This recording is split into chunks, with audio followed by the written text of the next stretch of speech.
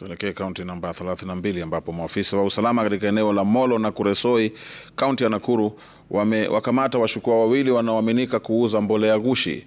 Maafisa wa usalama wamenasa magunia zaidi ya 200 ya mbolea hiyo yaliyokuwa yamepangwa kusambazwa kwa wakulima katika sehemu hiyo. Kamanda wa polisi huko Molo, Timon Odingo, ametoa tahadhari kwa wakulima kuwa makini ili kuepuka mitego ya washukiwa ambao wanauza mbolea ghushi.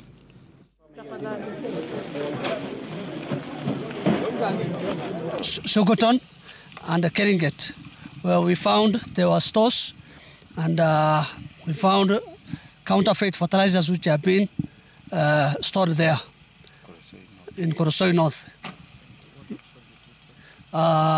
We informed them that it was an offense to do the act of counterfeiting, and we seized the goods with the help of multi-agency, the OSPD Molo and the OSPD Kuresoi North. Na some of them ni government supplied, ile ya subsidy.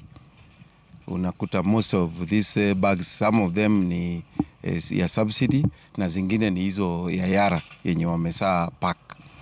So ni kama wana collude na watu yetu, wanachukua government subsidy, halafu wana repack, then wanauza kwa bei ya juu.